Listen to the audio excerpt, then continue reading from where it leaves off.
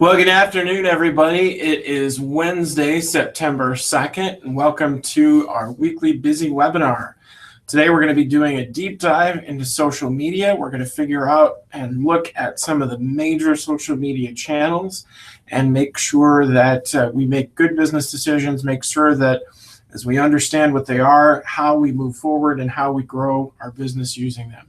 With me, as always, is my faithful sidekick, Jenna. Say hi, Jenna. Hello. Jenna's primary goal in the next hour is to make sure that I don't screw anything up, technically speaking. So let's make her life a little challenging. As you are looking at the right-hand side of the screen, you should see a blue bar that says Ask a Question Here. If you have questions during this seminar, I'd encourage you to check it out there and make sure that I stop occasionally and answer your question. So without further ado, we'll get started. My name is Trygve. I'm substituting for Dave today. I am the Buzz Development Director here at BusyWeb. If you are curious about getting a hold of me, this is how you do it. If you are curious about how to write me a note about how great this presentation was, here's how you do it. I'd also encourage you to follow us on Facebook and make sure that you follow us on Twitter as well for good updates. So, quick plug, if you haven't heard about BusyWeb before, we are a full-service online marketing and web design firm. What does that mean in real time? That means that if you have any digital marketing effort whatsoever, we can help you grow it. We can build you a logo, we can build you offline business cards, brochures, etc. We can take that brand and put it into a workable and functional and growable website, and then we can get more people to look at your website and convert those people who are prospects into actual customers. If you're curious about learning more, you can see at the bottom of the page, busyweb.com. I encourage you to check us out a little more. A lot of our information today is provided by the good folks at Constant Contact. We are big fans of Constant Contact here, primarily because it's more than just an email service provider. You can get newsletters and announcements, you can get feedback, you can get surveys, you can do event management. All of you participating today had seen on event management through Constant Contact, and you can also offer offers and promotions. You can also get free coaching for your small business, your nonprofit as well. It's really a great organization, and they provided some of the content today, so wanted to give a shout out to our friends out east. So what are we going to talk about today? We're going to go over these 5 social networks: Facebook, Twitter, LinkedIn, Google+, and Pinterest. We're going to talk about whether or not they're right for your business. We're going to talk about how you use them and then how you create content on each of those. And we're going to talk about how exactly you measure whether or not you're being successful. Everything that we do in marketing efforts, everything we do here at BusyWeb is measured so that we can define what success truly is. I'll also give you some examples of some people that we found in our travels here at BusyWeb of what's going right, who's using it well, and how they're doing it. So you can get a good idea of some people to model your effort after. So before I get started, we're going to start with Facebook. I want to make sure there are no questions before we get started. Turns out they're not. Yeah. So hooray for that. We'll get back to the show. So the first question we're going to be talking about is Facebook. It's the most popular of the social media networks. It has more than 1 billion users. A lot of small businesses and nonprofits are already using it. So if you are a business with prospects and you are a business with customers, chances are it's already on Facebook. You're already on Facebook. But is it right for your business? The answer most likely is yes. If you're a B2C business, by B2C I mean business to consumer, Facebook's probably a good fit for you because statistically speaking, 89% of all B2C businesses are on Facebook in one way or another. If you're a B2B business, which means business to business, 81% of those of those companies are typically on Facebook. And finally, if you're a nonprofit, most all nonprofits have a Facebook page in one way or another. But so generally speaking, as we're going through this, Facebook is really a great place to start. If you don't have a Facebook page, I encourage you to start there. So let's look at some realities about Facebook. marketing. There's a couple of practical things we want to consider. We want to be able to be visible. We want to be active. We want to reach our fans, and we want to keep up with the conversations we have on Facebook. So you do need some resources for Facebook marketing. By that, I mean you need to make time during your week. The amount of time is up to you, but with Facebook marketing, or really all social media marketing, you get out of it what you put into it. So the next question to ask is, who exactly is going to run your page? Is it you? Is it us here at BusyWeb? Is it somebody on your staff? You need to have a person who's dedicated and focused on your page. Next, do you have things to say about your business? Can you share news? Can you share photos? Can you share events? Can you share tips? Can you deal with sensitive information, private information? Can you share things about your corporate culture, industry, or local areas? Any of that? If so, the answer is yes, then you really should be on Facebook. Facebook plays a big role in search right now, especially with the changes that Google has made as of April of this year. People use search engines like Google all the time, but they're also using mobile searches, and they're also using the Facebook mobile apps to find businesses that are around there. So the more people that talk about you, the more people that check in, that have visited you, the more people that are engaging with you, the more you're going to end up coming up in searches. So Facebook is a low volume, high value network, which means that the frequency in which you post should be low. Your fans will get frustrated and kind of angry if they see a business or brand that's dominating their news feed. Every single one of us will have a friend who, as we look at our Facebook feed later in the evening, we've noticed that they've posted 12 times during the day. And the implication and the question we ask ourselves is, good gracious, what has that person done for work today other than comment on Facebook? Keep in mind, every piece of content you post should be valuable to your audience, not just for you, to your audience. So you do need to plan ahead a little. Don't post just for posting's sake. You need to be a little strategic about your content. I'm going to show you how to do that in just a little bit. By and large, I suggest that you post 3 times a week. If you want to get really aggressive, you should post about 5 times a week, but no more than that.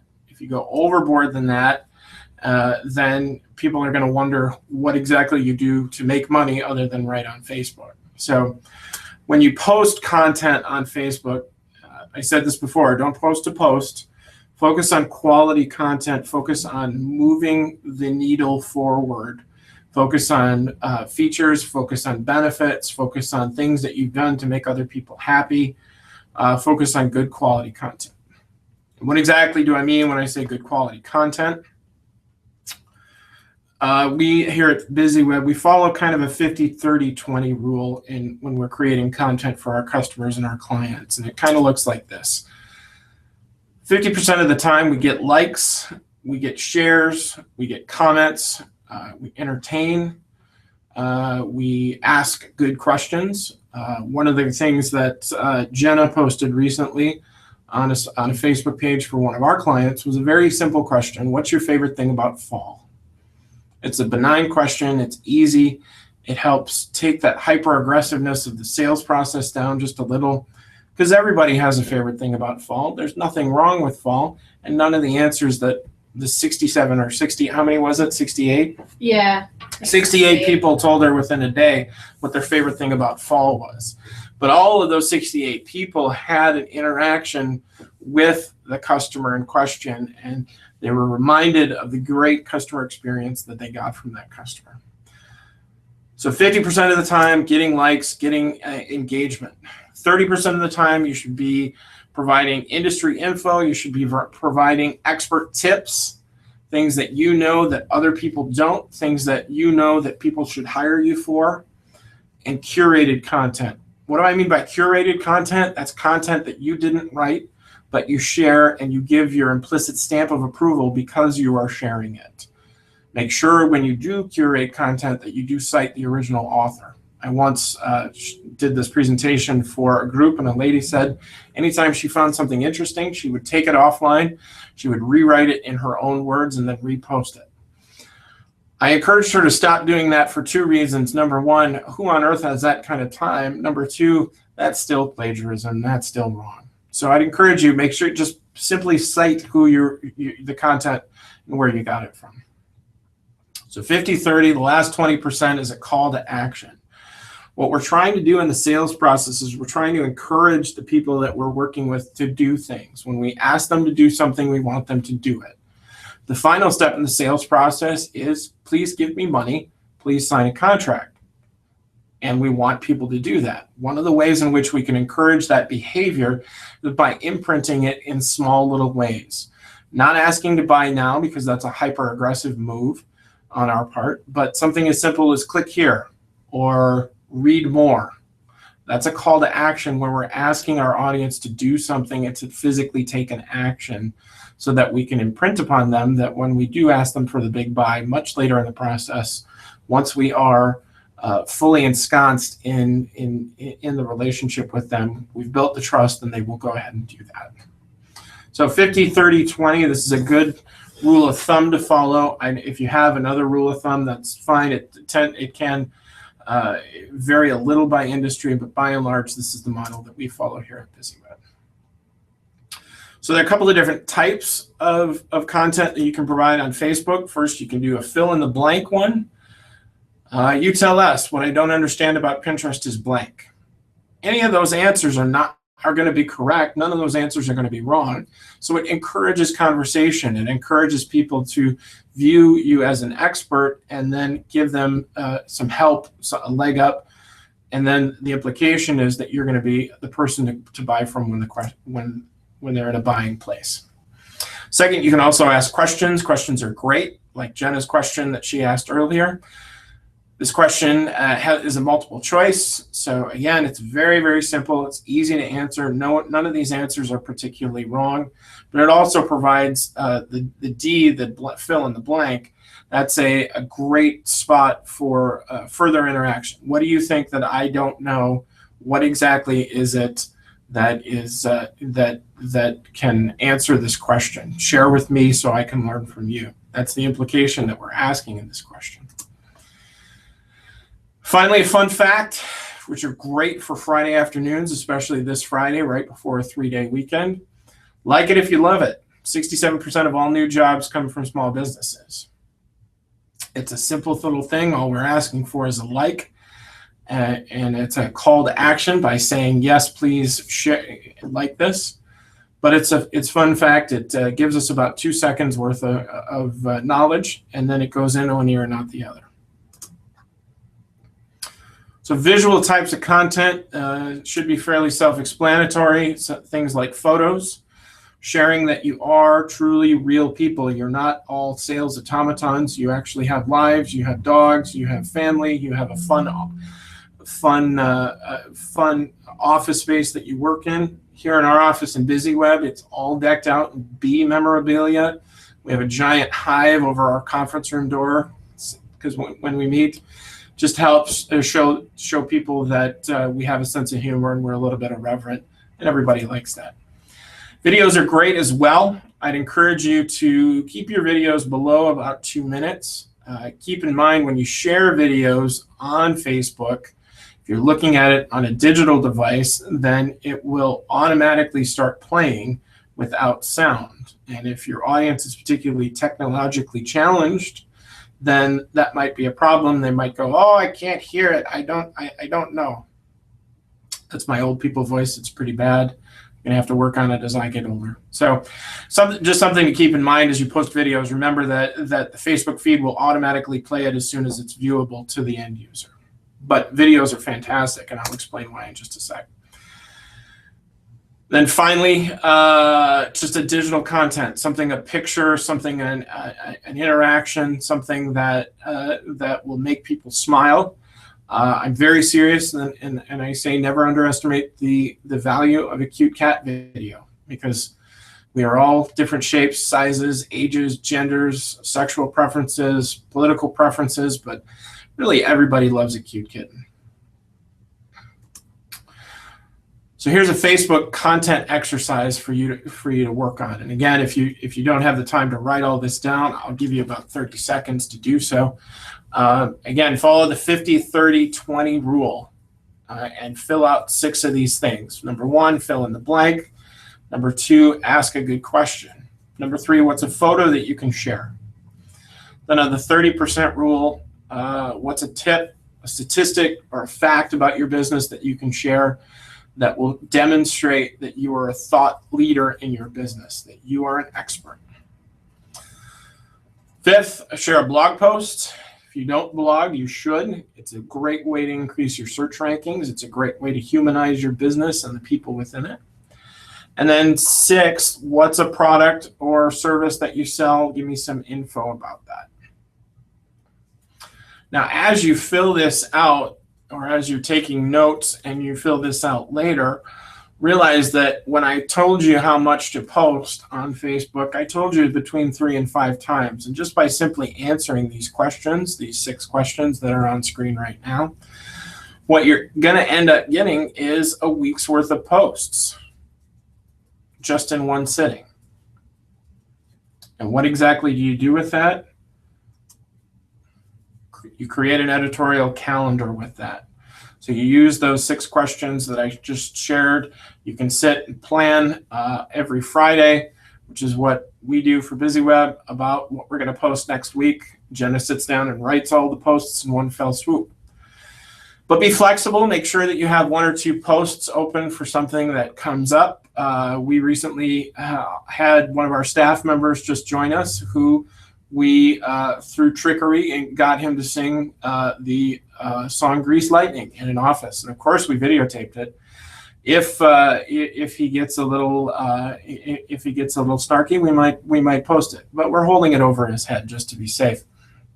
But something funny, something interesting, something irreverent like that can help humanize you, can help show your expertise. Obviously, our employee singing Grease Lightning isn't going to show you how well we can make websites, but it is going to show you that we have some fun and we work hard and play hard. Here's a couple of people that use this well and use Facebook really well. Boloco is an Eastern United States chain that competes with Chipotle. They make burritos. What do they do that they do well? They ask a lot of questions, which is by nature encourages interaction. They share videos, they share multimedia of things that they're doing out in the community. They are helpful by sharing simple facts and figures about what they do. They involve fans. They share posts this is a post from one of their fans that they reposted on theirs. Obviously, they've cited who it comes from. But it encourages that, it gives that fan that visibility that, hey, this brand is really listening to me. This brand really understands who I am as a customer. So if you're using Facebook for your business, chances are you have. Here's a couple of things that you can do. Number 1, I'd encourage you to try a fill in the blank or question post, something that is benign, something that is easy for everyone to answer, that really doesn't have a wrong answer. By doing so, you're going to encourage good discussion. You're going to encourage your fans to interact with you. Second, try and create some visual content to share. Earlier in the week, I spoke with a gentleman who does HR consulting. And so I'd encouraged him to post videos of or photos of 1040 EZ forms that people are filling out, the proper way to fill out a W-2. Now that might be a little boring to some, but it can show content expertise in his case. Obviously, something like a cupcake is a lot prettier than a form, though. Third, finally, monitor your page. Are people engaging with you? And when I say engaging, what I mean is, are people seeing it? Are people responding? Are people liking it? If the answer is yes, then you're doing a good job. If the answer is no, then chances are good you're probably going to want to revise your content strategies and actually start asking your audience what they'd rather see from you. So that's Facebook. We've got a question, Trigby. Excellent. We're going to move on about Facebook. Yep. From Sarah Ober. She asks, I feel like our posts generally follow the tips you have provided, What I'm finding, however, is we get little to no feedback or interaction from our followers, even when we ask a question or ask for likes. Any tips to encourage more interaction on our page? Well, thanks for the question, Sarah. I think what I would start with is asking the philosophical question of, if we're following these rules and we're not getting people interacting with our our posts, are we really asking and sharing the kind of content and sharing the kind of information that our fans are interested in? So what I'd encourage you to do is spend the next 2 weeks and ask content-related questions of your fan base. What would you like to see from us? What would you be interested in knowing more about us? And actually asking your audience for interaction will tell you one of two things. Number one, if they don't respond to that, well, then it's time to find a new audience. But number two, if they do interact with you and give you some answers, that should give you some clues as to where you need to take the content strategy to move forward. The kiss of death in a small business marketing plan is for the owners or the people in charge to share information that they find is relevant, not what the audience finds relevant. Maybe it's the same thing, maybe it's a little different, maybe there's some overlap, but you want to make sure that you're primarily talking to and listening to your audience and knowing exactly what they want to hear and then giving them that. So thanks for your question, Sarah. Do we have any other questions yet, Jonna? Jenna's asleep. Sorry. Jenna's asleep. With the wheel. I had a question, a technical question, but no, we don't have any on the webinar. Excellent. Okay, great. So our next social network is Twitter. What makes Twitter stand out from the other social networks? It's really fast moving. When I describe Twitter, I'd say, think of 50 million people in a field. All of those people are talking at the same time. So how exactly do you harness that? How exactly do you listen to the people who are saying the things that are interesting to you? I'll explain. We do have another question. Excellent. Grigby. Super. Well, what's the other question? All right. Gina asks, does it have something to do with our news feed or posts reached? I'm not sure what you're referring to, Gina, but thanks for the question. I think what you're asking is, can you help me understand what the analytics mean when you're determining what your success is? So my answer to that question is both. If when you're posting to your Facebook page, your business Facebook page, one of the values in having something like Facebook is that it gives you a lot of analytics. So before you start, you can actually define what your success is. So if I have an audience of 100 people and my success rate is 20%, then I can tell if my post has reached 20 people, then that's been successful. If my degree of success is in my 100-person audience that I want at least 5 people to interact with me, then I know that based on the amount of interactions that I've gotten, what exactly my results are. So back to Twitter. Thanks for the question, Gina. 80% of B2C, which is business to consumers, use Twitter. 85% of business to business, wow, that's a big number. For business to business, B2B, are using Twitter. And about 70% of nonprofits are all using Twitter. So again, a lot of your peers are using this social network, but is it truly right for you? So here are the questions that I would encourage you to ask as to whether or not Twitter is a good use for you. Do you have the resources? Again, just like Facebook, do you have the time to put into curating the content, sharing good content? Do you have the staff forces to be able to do it? You want to make sure that you have a mix of original content, curated content, because Twitter moves so galactically fast. Anything that you write originally, you want to make sure that you have a good mix so that people are consistently putting their eyes on you. Second, can you monitor Twitter? If people are talking about you, if people are saying bad things about you, do you have the time and the capacity to be able to hear them? One of the interesting things that you'll find on Twitter is that Comcast has a very aggressive Twitter presence. If you write the name Comcast and something bad in a tweet, within 15 minutes you will get contacted by Comcast directly, and they will try and solve your problem.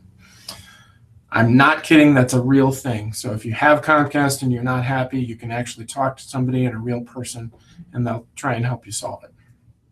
Also, if you want to be, or you actually are a thought leader, this is a good way because of the fast moving of curated content. You can share a lot of content. You can show your expertise. So Twitter is different from Facebook. Twitter is a high volume and low value network. That means because of the high volume of conversations happening on Twitter, you do have to tweet several times a day. They don't have to have that high impactful value like Facebook does, but it does have to be interesting to your audience, and they don't have to be as carefully crafted as a Facebook post. So if you're on Twitter, we suggest 5 times a day posting in that high volume stream of content that's happening. There's no real maximum for tweets, but do make sure that you are posting original content. There's a gentleman on Twitter named Guy Kawasaki who's thought of as being an expert in all things social media, and what he does is he will post the same tweet over and over and over and over again to try and reach the maximum audience. And that's one way to do it. I think it's irritating as I look at his Twitter feed and don't see anything new. So the key to Twitter, quantity. The more you can share, the more you can post, the more you can create, the better. Watch your timing. Make sure that your tweets are getting interacted with through likes, shares, and retweets. So let's talk about a couple of best practices in mind to keep in mind when you're sharing content on Twitter. When you're sharing content, it's either going to be content you've created or content you've curated, which is, again, something that you found somewhere else. It's important to strike a really good balance of that content. So definitely share your blog posts. Definitely share any news about your company, any information about your business, any new sales, any happy customers, etc. So for instance, every time we launch a website for a customer at BusyWeb, we will share that client's information on Twitter so that our audience can become their audience. It is also okay to share something somebody else wrote that you didn't write. It doesn't matter that you didn't create it. All that matters is that it's interesting content. So here you can see a couple of different thoughts behind that. The key is both of these tweets contain links to somewhere else. So in the last one, it creates a tweet that shows somewhere else. So we're citing our work. We're implying that these other people are writing good things that our audience would be interested in. And make sure that you tag where you get it from in your tweet. And then what will happen then is another thought expert will realize that their content's being shared. They're going to be happy, and they're going to take an interest in you. Retweets means sharing the love. You can see that in this tweet that we have here, RT. What that really means is that somebody has seen that tweet and then shared it with their followers and their audience as well. What exactly is a hashtag? Well, in the basic sense, the hashtag is the number sign, which is Shift-3 on a keyboard. But it's a way in which you can classify information and join conversations that are similar. So in this particular instance, small business is hashtagged. So you could search for anything that's being said using that hashtag, and you can meet new people, and you can gather new information, all sharing about small business. Let's get into a little more detail about hashtags. So it can create a word, it can create a phrase. Originally they're on Twitter, but now they're used on Google+, they're used on Instagram, they're used on Facebook, they're used on Pinterest. Facebook. So what exactly is the point of using a hashtag? And creating a hashtag, it's to help group tweets that are part of a conversation and part of a specific theme. They are hot linked, so in a tweet, so that anytime you see it, it will automatically lead you to that search that I just talked about. So how do you create a hashtag? Simply put a number sign in front of a word or a phrase without any spaces. I'd encourage you to make it to search for it before you do that to make sure it doesn't link to anything particularly nefarious. So you never know how somebody might contextually be looking at something different than what you are. And then finally, good gravy, don't abuse your hashtags. Don't hashtag every single word. That's just plain embarrassing. So what should you be posting on Twitter? Primarily, it's going to be text updates. So you can use things that you can use links back to your site. You can share your blog posts. You can share fun facts or tips, and you can even share a quote, something that will make somebody realize that that you're a real person again, and that you're going to make them happy for a second and a half. Visually, it's a little challenging to share on Twitter, but here's how you do it. You can actually link pictures. Sometimes they work, sometimes they don't. I'd encourage you to give it a shot if you have a visually based business. You can also share videos. Again, that's going to sometimes take you somewhere else. In this particular case, I'm demonstrating a video, but it would actually take you to Vine out of Twitter. And then you can have digitally made graphics like this one here that has text and a picture all together. So when you're doing a Twitter content exercise, here's what I'd suggest you do. Tweet at least 5 times a day. Leave one tweet open for something fun that happened, like a colleague singing Grease Lightning. And write out 5 tweets. Share what is a blog post that you've written? What's a question that people ask you? What's a photo about your business that you can share?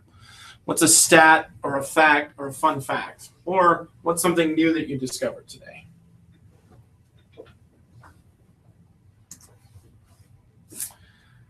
Here's how some other people are using it. Here's how some people are doing it well. This is a museum in New Hampshire that is focused primarily on architecture. They built a really great Twitter following. How exactly do they use it? Well, they post news and events, and they post, and everything that they post has a sense of urgency. So the picture I'm showing you now is of a balloon drop about to happen. Wouldn't you want to come back in an hour and see what happens when the balloons drop?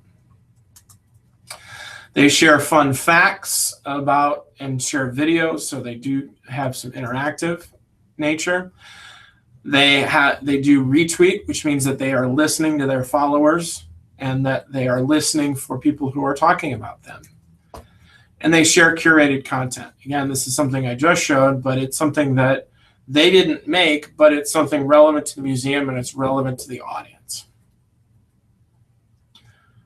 So what do I do next? If you've got a Twitter account, I'd encourage you to start tweeting at least 5 times a day, every day. Easiest way to do that is to share curated content, which is content that you haven't written yourself, and also retweet some of your followers. The easiest way to grow a Twitter following is to follow the customers that you are already working with and your best customers. Learn what makes them a best customer, learn what makes them tick, and then try and repeat that. So that's Twitter. We're going to move on to LinkedIn now. LinkedIn has about 250 million members. So if you haven't spent a whole lot of time on LinkedIn or you haven't started using it, it's a professional network. It's focused on sharing industry news, industry tips, job openings, resumes, networking, and businesses. So who's using LinkedIn to market their organization? 70% of most B2C companies in the world are using it. 91% of B2B because it is more business focused, and about half of the nonprofits are using it. So is it right for your business? Here are the questions that you should ask yourself. Are you a business-to-business company? Are you primarily marketing towards businesses? Are you, or do you want to be, a thought leader?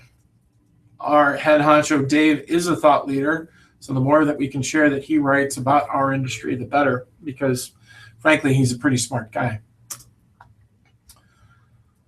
So what do we post on LinkedIn? Well, much like Facebook, LinkedIn is a low volume, high value network. So we don't want to take over people's news feeds with a lot of posts. Plan out your posts, make sure each one is a valuable post to your audience. So on LinkedIn, different from Facebook, we want to post only about 2 times a week and not more than 5 times a week. Any more than that, it's going to start getting irritating to our audience. What exactly do we post? Well, our posts on LinkedIn should be more formal. They should be more technical. It should be about your industry. It has to be a little more serious. But you can talk about your company's culture. You can talk about your industry's culture, but this is not the place for the cute cat video. So there are two types of accounts you can have on LinkedIn. It's good to note the difference. One is a business page, the other is a personal profile. So this is a business page of a company called Market Me Suite. This is a personal profile. So you can use both of them for business purposes, but for the sake of today's talk, we're concentrating on what you can do with a business page. So on your business page, you want to make sure that you fill out all the information. Nothing is more aggravating than seeing a business that hasn't fully completed all the basic information of what the business is. You want to add content so that you can define what your company culture is. Again, people buy from who they like, so showing something like your company culture is a good thing. Describe all your products and services that you offer. Chances are good you don't offer just one, you offer many. And other places that you recommend and other things that you have found helpful in your business life. So what exactly do we write on? So some of the content's going to be about your business. You can be a little bit more vocal about your business. The easiest way to do this is to share product updates. Share news and announcements about your business. You can also show things behind the scenes. Show people your personality or your business's personality. And so share meeting photos, share your employees doing fun things. And finally, you can actually share recruiting posts. So if you're looking for new things, here's a video that Constant Contact created about some highlights of their employees and why you should want to work there. It's a great tool to entice potentially new employees to come work for you. So some useful information. There's a lot of really great educational, informative posts out there, like blog posts. If you have a blog, you should be posting it to LinkedIn. People sharing guides, sharing ebooks if you've written one, or even news and information about your industry. All of this should be relatively accessible. Blog posts and guidebooks, those are things that you should be creating yourself. So if you use LinkedIn, what kind of content has been working for you? If you want to share, I'll be happy to have Jenna read off your comment as we're talking about it. So Jenna, any answers yet? Oh, I've got one here. Ooh. A couple of people are saying recruiting content has worked the best. So one of the audience members said that their audience primarily uses LinkedIn to look for jobs, which is okay. Industry news and education, that's another answer. And then they do get some thank yous and likes. So our content exercise should look like this. And it's really only two things because you're only going to be posting twice a week. What is something about you, something that's interesting about you? And then what's something that's interesting and valuable and useful for your audience? So here's somebody who's doing it really, really well. It's a company called Market Me Suite. This is a company that you can include all your Facebook, all your social media outlets into. Anytime you get an interaction, they will email it to you. Here's why I think they're good. They ask questions of their audience. They share multimedia posts. They're helpful, so they provide valuable tips and information to make your life better. So what should you be doing if you're using LinkedIn? Well, first of all, make sure that you fill out every single thing on your page. Make sure everything is as it should be, and make sure it's consistent amongst all your social networks. Second, make sure that you're active. Share and post at least twice a week, and you should give it about a month before you see any sort of return. So where do you start? I'd encourage you to share something about your industry, something that is truthful, something that shows you're a thought expert, a thought leader. I'm going to take a quick second here, and I'm going to check and see if we have any new questions. We haven't, so that's great. We'll keep on keeping on. Our next one is Google Plus. This hasn't been out as long as the other three, but it is increasing, and it is owned by Google, so it does have a good value. A lot of times you'll hear that it's a ghost town, but it actually has, my number is 343 million monthly active members. So the most important reason for using Google is because it's Google's own social network. So we want to make Big Google happy, so it's just smart business to play on their field. So who uses it? A little over half of B2C, a little over half of B2B, and very few nonprofits use it. So there are some businesses out there like yours that are using Google Plus for marketing.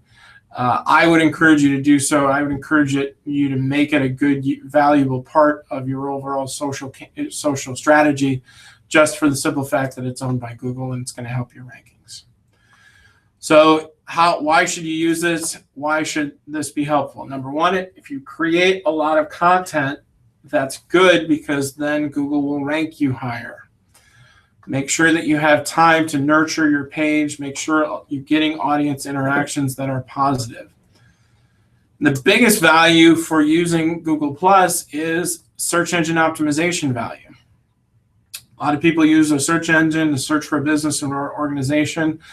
Simple fact of this being owned by Google, and if you share original content on it, it will help increase your overall ranking and help you get found on Google and other search engines. Before we do that, let's talk a little bit about SEO just very quickly so we know what exactly that means and why it's important. So when you ask Google to find something for you, really Google poses that as a question to itself. And the question in which they are asking is, what's the most relevant response to that question? And they use a complex algorithm that answers that question that has three basic parts to it. Number one, what is the most recent update on a website that is most relevant? So creating content on a regular basis, continually refreshing your website so that you do have new and interesting things for people to visit will help greatly increase your rankings. Second, what are the keywords that are being asked of Google, and what is a website that actually has those keywords in it? And third, remember, Google hearts Google. So anything that you can do that's Google related, like Google Places, Google Maps, make sure that your information is on there and make sure that it is consistent across all plans. So what do we put on Google Plus? Well, as far as content goes, Google Plus is a higher volume, higher value network like Facebook. So you should be posting a little more frequently here, and you should be offering more high value content. So minimum 3, maximum 10. Remember, this is the goal is to increase your findability in Google. So topics, keywords are all relevant and important, and you want it to lead back to your business. So use the keywords you've already been using on your business website and in your blog so that you can get found. So here's some useful info about content when we're talking about Google+. The content that you share here should be useful information to your followers, like your blog post. We've talked about this already. This will greatly increase your searchability and findability. Second, events. Make sure that if you're having special events for your business, that you promote your events on Google+. And then finally, of course, across all platforms, really share industry news and help. So it's also a great place to post multimedia like photos and interesting things that you're doing within the office, videos of people who things that you're doing or relevant content that you've created, and graphics and e-publications. Basically the same as Facebook, but we want to make sure that the keywords are most relevant here, and we take away some of the cute cat videos. So from a content exercise perspective, post at least 3 times a week, and here's your first week of posts right here. What's a blog post that you've created? What's a blog post that you found from somewhere else that you find interesting? What is a piece of industry news that you find helpful and interesting and impactful? And then finally, what's a photo that's about your business that you can share? So we're hitting into the stretch run here. Here's somebody who does it really well. This is a company called Geek Girl Camp. It's an organization that trains women on how to use technology and digital marketing most advantageously. So on Google Plus, they share blog posts, they provide industry news, they post events that they're having, and they share photos of fun things that their audience is doing, and they also are a little bit funny. This is a place where you can bring in the cute cat videos. And this is, I believe, Jenna's cat. Yeah, my cat wouldn't sit still for that long. Right. I'm sorry. So what do I do next? Where do I go from here? Well, if you haven't signed up for Google Plus, you start there. But if you've got one, share your blog post to it. Every website that we create here at BusyWeb for our clients automatically shares blog posts to social networks. So I'd encourage you to do the same thing. If you'd want us to do it for you, please see me after class. Post a video or a photo, something that's particularly relevant to your business or the culture in which you're experiencing. And third, make sure that the keywords you're using will help you get you found. So I'm going to jump ahead of Jenna, see if there's any questions. Looks like no. So we'll jump right back into our last network, Pinterest. Originally, Pinterest was something that my wife used to make herself feel bad about herself by posting pretty pictures of cakes and crafts that she doesn't have the time to do. But since that point, it's actually grown into the third largest social network in the U.S. By the way, honey, if you're listening, I'm sorry. I'll buy you something nice. So Pinterest actually drives more website traffic than Google Plus, YouTube, and LinkedIn combined. So it's not just crafty stuff anymore. People come to Pinterest with a shopping mindset, and they're looking for things that they want to buy. Referrals that come through Pinterest get twice as much money statistically as a referral from Facebook. So if you haven't jumped on this bandwagon, now's a really good time to start. So who uses it? About half to B2C, business to consumer, are on Pinterest, and that number is going to grow exponentially in the next 12 months.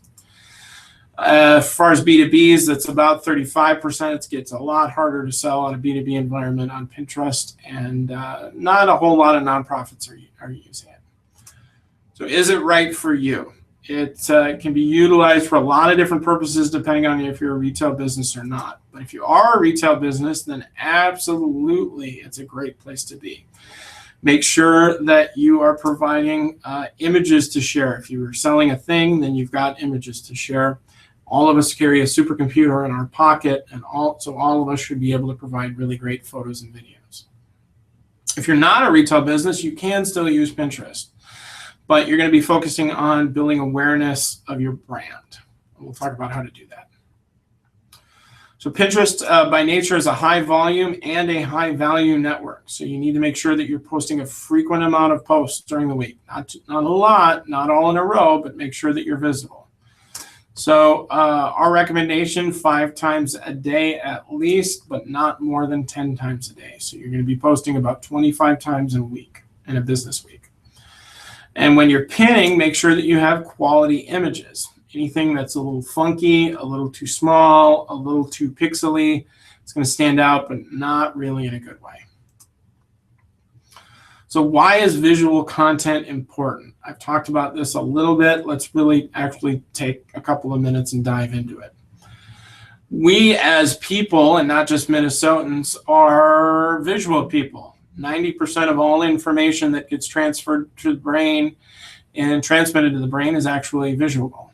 So statistically speaking, when it comes to social networking, photos are liked 2 times as many than just a text update. And when purchasing something, a product or a service, statistically, 2/3 of people say images are very important in selecting and purchasing a product. To put it another way, why would you ever buy an ugly car if you could help it? So if you're not sure what to share on Pinterest, here are my 3 best ideas. First, if you got products to sell, definitely pin those so your customers know what's available and your prospects know what are available too. But if you don't sell products, share your digital assets. Share guides, share ebooks, share things like what we're doing here today. Pin those to your board. And then finally, any photos and videos that you can have. If you're primarily a tech, if you have trouble expressing what you do and who you are visually, this is probably not a good network for you. So content type, if we're looking to be interesting and entertaining to our followers, curated content, things that you find other people post that are interesting, you can pin to your board. If you've got your own blog post, if you don't, I'd encourage you to start one to help with your many things across the board. Pin that to your board. And then you can also use fun tools like PicMonkey to actually create graphical images like this. And PicMonkey, it's picmonkey.com, picmonkey.com. So as you're trying to figure out and trying to create your ultimate Pinterest week, pin at least 5 times a day, and you can follow these categories. Post something about you, post a digital asset, and then curated pins, a tip or a how-to, and then an inspirational quote. You can repeat this over and over again, and you should be able to schedule your posts using a tool like Hootsuite in order to do that all in one fell swoop. So here's a company that I think is pretty clever and does things pretty well. It's a company called The Unique Sheep. It's just a simple craft store. They sell yarn, they sell patterns. They pin their products, things that they actually sell within the shop. They pin useful things that people can do that are helpful, like seasonal color schemes. And they also curate content that people are interested in, like one of their customers made this sheep pillow out of fabric and yarn that they got there. And how-to pins. Their staff is particularly active on Pinterest, so when their staff tries things, they can actually report back on what works and what doesn't. So what can you try on Pinterest? How can you make this work? Create 3 to 4 boards to start with. Focus on topics that your audience is interested in. If you don't know what your audience is interested in, I'd encourage you to ask them first. Second, make sure that you install the pin button on your website. You want to make sure that your audience can pin content from your website. And you can find that at about.pinterest.com/goodies, GOODIES. Finally, make sure that you provide a unique description and link in your product pins that lead somewhere. You want to give your audience an opportunity to buy your product somehow, somewhere. So that's Pinterest. That's our top 5. I'm going to quickly see if we've got any questions. Looks like we don't have any questions yet. So we will wrap up with some next steps. So do's and don'ts. Do not complete your page. Do fill out all the information on all of your social networks about your business. Add your logo, add photos, add posts. Do not talk about yourself all the time. Instead, balance talking about yourself with helpful and entertaining content. If you have a social media network, do not post too much, do not post too little. Be active, but don't overdo it. Do not ignore your fans. Anytime they give you feedback, the answer is not to argue with them. You say thank you. And any questions that are answered, you answer them fully, and you offer the opportunity to help offline if you want. Do not delete negative comments. Anybody who's angry with you enough to post a negative comment will see that you have deleted it and posted 12 more times. So deleting it will never get you anywhere positive. Instead, be helpful, create a positive experience. What I recommend is if you get a negative comment on any of your social networks, all you have to say is the following. Thanks for your feedback. I'm sorry you had a bad experience. I'd like to talk to see what I can do to make it right. Can you please talk to me offline at X number? It's very simple, very direct, and you are offering to try and come to an amicable solution for the both of you. And don't forget to provide context. A lot of times the funniest things that people say are things out of context. So make sure that when you do share, you include comments so that it is fully understood. So now after all that, here's the $64,000 question. How do I actually know if any of this stuff works? First, the best barometer to have is engagement. If you are getting engaged with on a frequent basis and on a consistent basis, that means you're providing content and that you're providing it at a frequency that your audience really wants.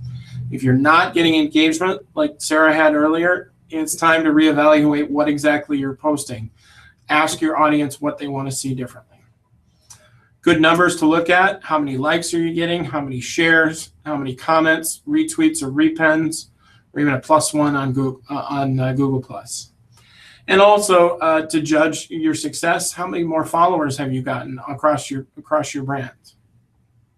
But keep in mind that in the best case scenario, from start to finish, and when I say finish, I mean actually getting somebody to give you money for a product or service, takes a lot of time, generally about 18 to 24 months. But once it's up and running, it's beautiful. So what do you do now? Go do it. We've talked a lot about deciding what and how networks that are right for you. Actually go and start your pages or start your feeds there, and actually start posting and sharing. If you're not sure about content ideas, I encourage you to watch this webinar again, or you can get my email and or reach out to us here at BusyWeb. I'd be more than happy to share the deck with you. And then try each of the next steps I suggested for each of those networks. But most importantly, any marketing effort that you should take should be measured. If you're not measuring, you're not truly marketing. So keep track of your audience engagement. So that's it for me. I encourage you to have questions now. Let's check. We do have another question. Excellent. What's our question, Jenna? All right. Gina asks, with Facebook, it doesn't seem like we're getting enough people reached. We have over 800 likes, but we post and it says reached 14. So why? So that is an indication that the people that are liking you are also not following you. On Facebook, they can like you, but they also have to now click the follow button to make sure that they get consistent updates.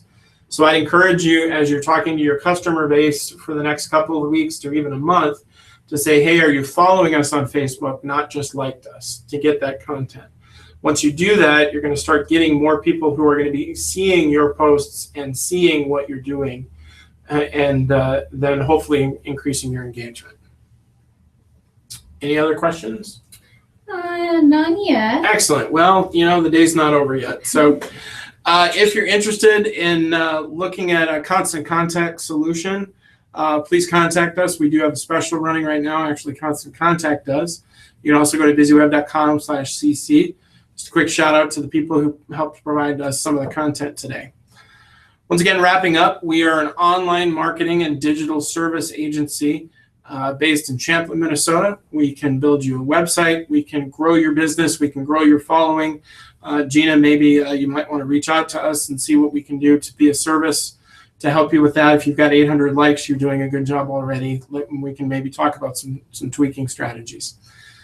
If you're interested in anything, I'd encourage you to reach out or take a look at us at busyweb.com. Finally, again, quick plug, Dave should be back next week. I'd encourage you to come back and ask him as good a questions as you asked me this week. These are free webinars that we do every single Wednesday at noon. You can go to busyweb.com/events to see what we're talking on and how we're talking about it. But if you can't make it, each event will be posted to YouTube right after we're done. And you can ask questions, learn new things. And again, genuinely thank you all for asking nice and pointed questions. One of the other reasons why Jen is here is because sometimes people are mean to me and I take it personally on these questions. So One final gift that we offer here at BusyWeb for tolerating me and hopefully chuckling along as I tried to be funny today is we offer a free website audit that if you fill out just a couple of things on our website, it takes about 45 seconds and you'll get a 10-page report on everything that's happening on your website that's going really well and all of the opportunities you have for improvement. It's at busyweb.com/buzz. Like I said, it takes about 45 seconds. And I really encourage you to do that to get a good idea of where you're at and how you're doing and figure out what you can improve upon. So thanks everybody for joining us here at busyweb.com, and we'll see you next week.